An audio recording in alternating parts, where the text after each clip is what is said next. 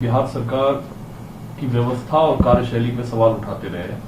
आज वो एक तरीके से फर्स्ट वर्चुअल रैली में अपनी सरकार की उपलब्धियों को गिनाया कोविड काल में।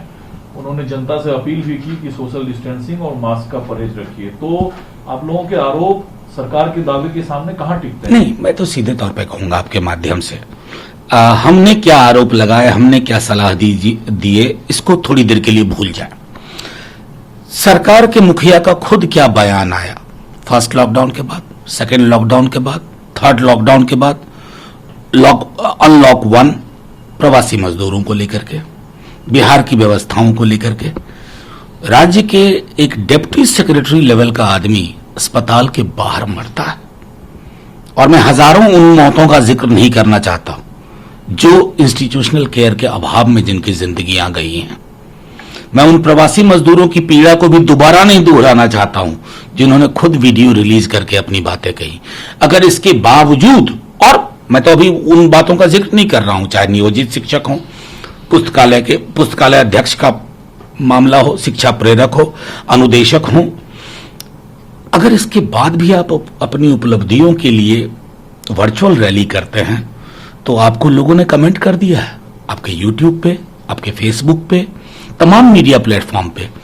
जमीनी हकीकत, जमीन का स्वर सुनिए और प्रचार और प्रसार सामग्री परोस करके आप हकीकत को बहुत दिन तक नजरअंदाज नहीं कर सकते। दूसरा सर, अपोजिशन के तौर सहयोगी रहे एलजीपी का नीतीश कुमार सरकार के पूरे कार्यकाल और पूरी कार्यशैली पर सवाल है।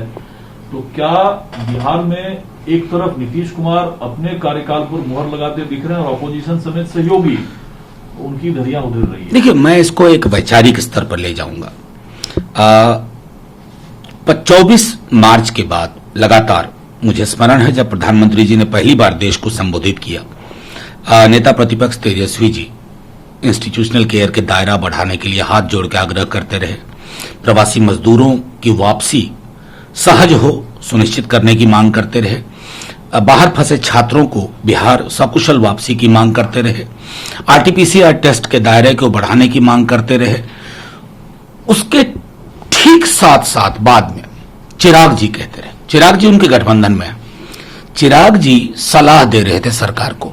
जब किसी सत्ता प्रतिष्ठान को गरूर और अहंकार में सलाह में आलोचना दिखने लगे तो मैं उस सत्ता प्रतिष्ठान को तो यही कह सकता हूं ना, गेट वेल सून। और वही बात है, आज उसकी परिणति जिस रूप में भी हो रही है, लेकिन इतना स्पष्ट है, एक एक बिहारी चाहे किसी पॉलिटिकल पार्टी का हो, वो जो वहां के हालात है, मैं खुद वहां से आया हूं अभी, उसको चिंता होती है और वो चिंता अपने मुखिया से शेयर करना चाहता है। और मुखिया को अगर वो चिंता आलोचना लगती है तो दिक्कत सलाह देने वालों में नहीं, हमारे मुखिया में। ठीक है, बिहार से महाराष्ट्र चलते हैं। आजकल तो पार्टी को जो है आलोचना लगने लगता है, विक्टिम पीड़ित के साथ खड़े होने के बजाय अब सुशांत से केस ट्रांसफर करना पे होते दिख रहा है, और सरकार जो कानून का रक्षक होती है वो कंगना को धमकी देते दिखती है, कंगना को सुरक्षा देना पड़ता है। देखिए, मैं तो सीधे तौर पे कहता हूं कि इस पूरे मसले पे पिपली लाइव बनाकर रख दिया हमने। एक ब्राइट युवा की दुर्भाग्यपूर्ण मौत हुई, बजाय इसके कि अनुसंधान की एजेंसियों को अपना काम किए देना चाहिए था, परत दर परत उघारी करके सामने आना चाहिए था, हमने क्या कर दिया है, समानांतर ट्रायल चल रहा है।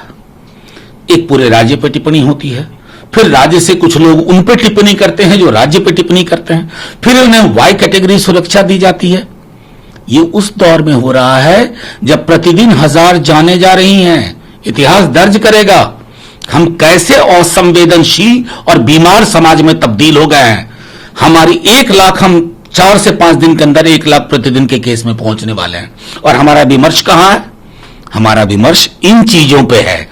एक राज्य दूसरे राज्य से लड़ रहा है, दूसरा राज्य तीसरे राज्य से लड़ रहा है, एक एजेंसी दूसरी एजेंसी से लड़ रही है।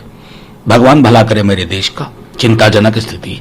ठीक है, कंगना ने बताया कि जो उनका कार्यालय है बीएमसी ने विस्फोट किया। सवाल ये उठता है कि एक महिला के खिलाफ सरकार को खड़े होने की क्या जरूरत है? देखिए, अब मेरा मानना है कि ये महिला और पुरुष की बाइनरी से ऊपर उठना होगा। आज संजय राउत के घर पे दिल्ली में प्रदर्शन हुआ है।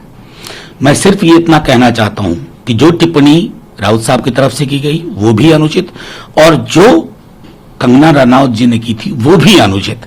लेकिन ये विमर्श क्यों हो रहा है? ये विमर्श इसलिए हो रहा है कि 1000 जाने जो जा रही हैं ना प्रतिदिन, उसकी कोई चिंता नहीं है इस देश को। आत्मनिर्भरता में जाने जा रही हैं, उस पर कोई चर्चा नहीं होती है। मैं बार बार कह रहा हूं, अभी बहुत ताली बजाने वाले लोग हैं, अभी इसी विमर्श के पक्ष में खड़े होंगे लोग, लेकिन 10 साल बाद जब इतिहास इस दौर की गणना करेगा तो यह पाएगा कि हम बिल्कुल नीरो के रोम की तरह हो गए थे। ठीक है, जांच का सामना कर रही रिया पर एफआईआर की है। देखिए, जांच होने दीजिए ना, मैं तो बार बार कह रहा हूं ना, ये हम जांच के बीच में क्यों घुस रहे हैं? हर पक्ष सामने आए। ये असल में दिक्कत क्या है ना, 24 घंटे 7 दिन की मीडिया में पिपली लाइव फिनोमेना बहुत प्रोमिनेंट हो जाता है। सीबीआई क्या कर रही है उसका आधिकारिक बयान नहीं आ रहा है, ईडी का आधिकारिक बयान नहीं आ रहा है, लेकिन चंद टेलीविजन चैनल है जो तमाम चीजों को अपने सहूलियत से, अपने प्राथमिकताओं के आधार पर रख रहे हैं। मैं चाहता हूं हर चीज की परत दर परत जांच हो, और मैं चाहूंगा कि इस जांच के पैरेलल हम दूसरी जांच ना बिठा दें। ठीक है, शिक्षक के नाते अब नई शिक्षा नीति का जरूर मूल्यांकन। कोविड काल में जो डॉक्टर्स या जो मेडिकल सेवा से जुड़े लोग रिटायरमेंट होने के कगार पर हैं, उनकी कार्य अवधि 3 महीने के लिए बढ़ा दी जाए, क्या यह एक सही फैसला नहीं, है? बिल्कुल सही फैसला है। और मैं तो कहूंगा कि 3 महीने से ज्यादा को भी सोचा जाए, क्योंकि कोविड की कोई एक्सपायरी डेट नहीं है। मैं तो अपने राज्य के लिए चिंतित हूं, वहां एडिक्वेट मेडिकल प्रोफेशनल नहीं है। सरकार नियुक्ति के नाम पर मैं समझता हूं पर्दादारी कर रही है।